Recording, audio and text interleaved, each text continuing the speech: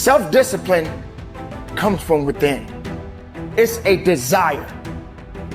It's being able to understand that you got to get the work in and you got to be willing to go further and harder than you've ever gone in your life. Don't really want to get up and get out of bed. Yeah, I get up and get out of bed. I don't really want to work out. I work out. I really don't want to hammer on a project. I hammer on the project. Now, as an overall rule, I do not like procrastination. You need to get things done. Overcoming the old self allows us to become somebody else. And there is that period of transition. Call it the void where there's just not a lot happening.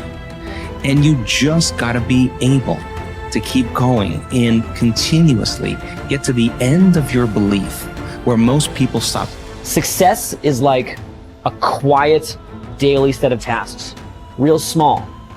Real small.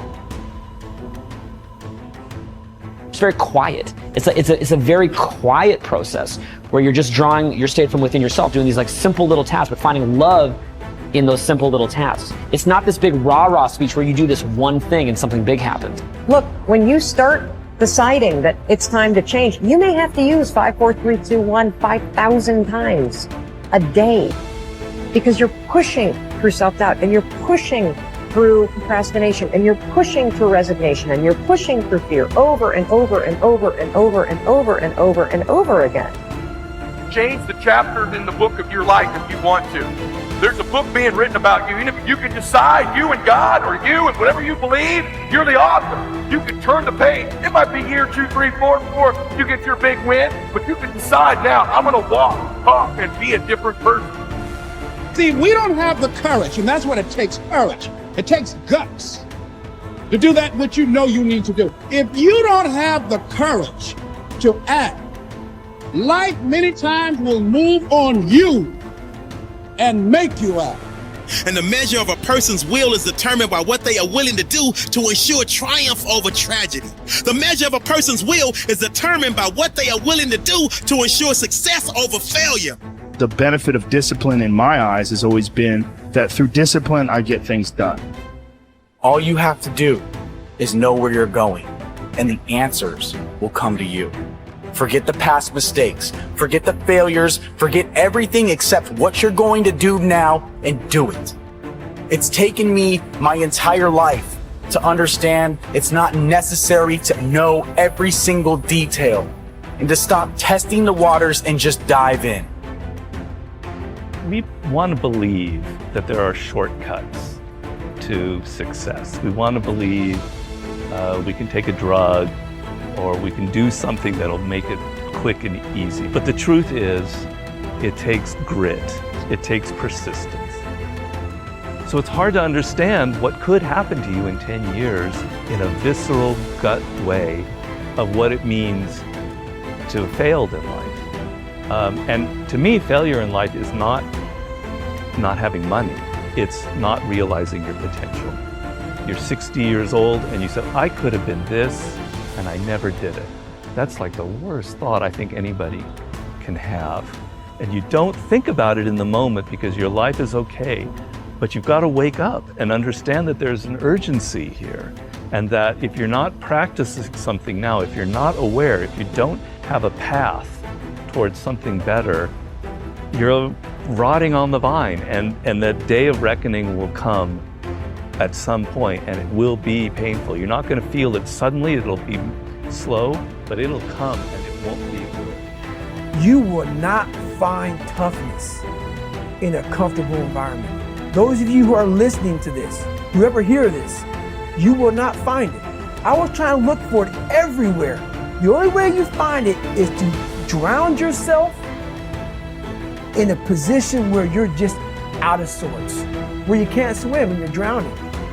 Where you're drowning. You're drowning in life. And you say, you know what, man? I'm gonna figure out how to backstroke something. I'm gonna figure out how to, and then you figuring out all these tools. Your mind starts to, when you quit, your mind does this. Because you're out. once you say, I'm not going to quit, this is the 40%. When you quit, your mind says, we're done. So it doesn't expand. There's no expansion when you quit. When you say, you, this sucks, I'm drowning, I'm miserable, I'm suffering, I'm broken, but I'm not going anywhere. What happens to your mind is it does this. It says, he's not leaving.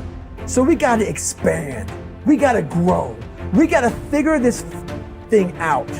So then these compartments in your brain start to they have to work. They have to work. And then you start to engage parts of your mind that you never engaged before. But you can't engage it by sitting back in these nice chairs, drinking this nice water, talking to you, talking about what I want to do.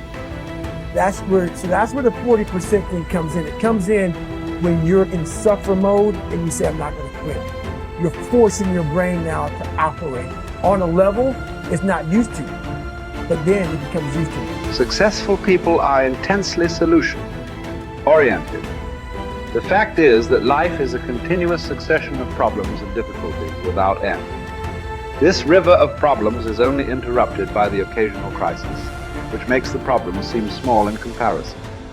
In fact, if you are living a busy life, you will probably experience a crisis of some kind every 2 to 3 months throughout your life. You will have business crises, family crises, financial crises, health crises, and other crises. The problems and crises never stop. They keep coming like the waves of the ocean. The only thing you can control is your responses to these problems and crises. And therein lies the key to your success. Successful people respond effectively to problems. Ineffective people do not. Successful people take a deep breath, relax and think clearly. They look for the good in every situation. They seek the valuable lesson. Above all, they focus on the solution, on what can be done rather than what has happened and who is to blame. There is a methodology that you can use to solve any problem. It requires that you approach the business of problem solving systematically and in an organized fashion. Just like there is a process for solving mathematical problems, there is a process for solving business and life problems, and you can learn it, use it for the rest of your career. Step 1. Define the problem clearly. A problem properly defined is half solved. It is absolutely amazing how much time is wasted floundering around looking for a solution when no one is quite clear about the problem. Step 2. Ask what are all the possible causes of this problem. Look for both the obvious and the not so obvious causes of the problem. How did it begin? What are its origins? What triggered it in the first place? What is the critical variable that changed to cause the problem in the first place?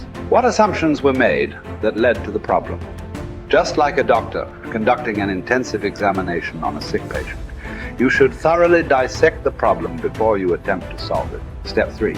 Ask what are all the possible solutions. Avoid the natural tendency of most human beings to leap from a problem definition to a conclusion regarding a solution of some kind. Always ask, what else is the solution? Sometimes the best solution is to nothing at all. Sometimes the best solution is to gather more information. Sometimes the best solution is to realize that this is not your problem and pass it on to someone else whose responsibility it is. Step 4. Once you have identified several possible solutions, ask, what must this solution accomplish? The only way you can judge the attractiveness of a solution is to determine in advance what you want the solution to accomplish. You've heard it said that the operation was a success, but the patient died. It is very common for us to initiate a solution and implement it, but the problem is not only not solved, but it is worse than it was before we took action in the first place. Be sure that the solution you select will accomplish the purpose you had in mind when you started on the problem-solving exercise in the first place. Step 5. Once you have decided on the ideal solution, assign specific responsibility or take responsibility yourself for implementing the solution. Set a deadline for implementation. Set a measure by which you can determine if the solution has been effective. A problem-solving discussion that does not lead to agreement on a specific solution, accompanied by the assignment of personal responsibility and a deadline, is a problem that will come back over and over again without resolution.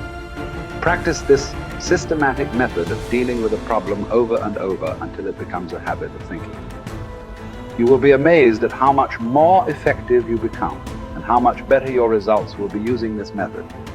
I kept saying this to myself on repeat. There is no way, Mel, if you work this hard, that you will not be rewarded. You have to believe that this moment is preparing you for something amazing that hasn't happened yet. Keep going.